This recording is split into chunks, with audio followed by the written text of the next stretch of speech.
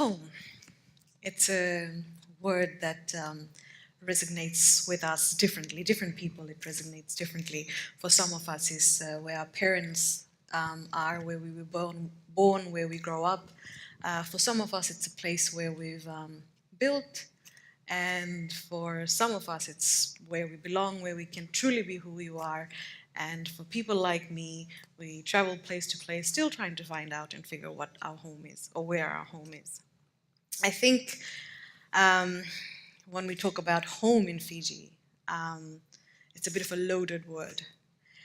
I started the Genda project at a time when my home had become very quiet. So the period after 2006, after the coup, suddenly we stopped talking.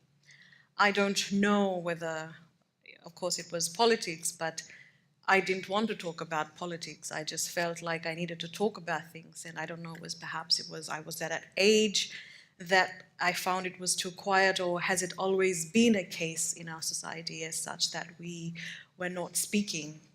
So I think I felt I needed to talk about a few things, and I think like anybody growing up, young people growing up in Fiji, I felt suffocated to articulate some of the things I needed to see. And when I looked out at the press and the media and the stories that were out there, I couldn't find anybody to represent, or I couldn't pinpoint anybody's talking, saying, okay, that's exactly how I feel.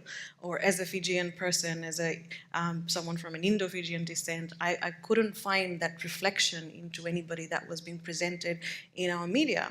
So I thought, okay, what we can do is maybe create these little spaces where we can maybe find people. In Fiji, we have little boxes, before we don't have that anymore, but in the forms when I was growing up, you had to define yourself whether you're an Etho-K person or Indian person or a Tumen person or a mix or whatever. So we had created little boxes, and I found I wasn't fitting in any of these boxes. So I thought, okay, why don't we just get people from all over Fiji, or young people, and just have like conversations about who we are. And that's what we started doing. And we found people and who were just ordinary people doing great things or inspiring things in Fiji. And I think it was in the second year of what we were doing in Fiji when I started working with, I met Opethalofayo from the National Archives. And he said to me, he said, Sharon, do you know a lot of our history is not written by us? It's our stories have been told for us. It's been written by somebody else. And I think it was at that point in the Genda Project's journey when we realized that we were just not kicking around on social media, sharing people's stories. What we were doing, or just having conversations, what we were doing is we were documenting the modern Fijian stories, of stories that were not fitted in the boxes that had already been determined for so long. And I think that's when we started our journey of having platforms called Genda Connections, Genda Disrupt, and so on. And so Fijians of the world, and why we're here today, I think it is through that journey of having conversations that we acknowledge that there are so many stories of home that have left our shores. So I think for us as an organization today, and thank you so much for all of you for coming, we wanted to bring you a collection of stories, not necessarily of Fijians who are doing well in Fiji, outside of Fiji, but necessarily people who have taken the journeys outside and finding. What we do at the Genda Project is, our tagline is finding you. And we inspire people to look beyond their race, the politics, what boxes they've been told to be in, to find their happiness. As corny as it sounds, every time I come and tell people, okay, you need to start finding your happiness, and sometimes people will look at me and what? But it's simple as about finding you.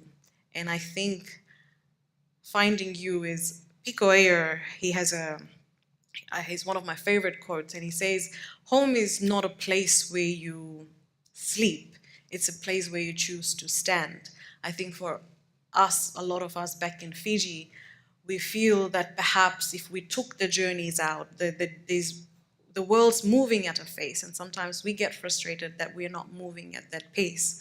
I think our collection of stories today is to show that perhaps it's not where you are, it's where you choose to stand, and it's perhaps the journey you've taken. I think in the last 3 years I've been part of the Genda project.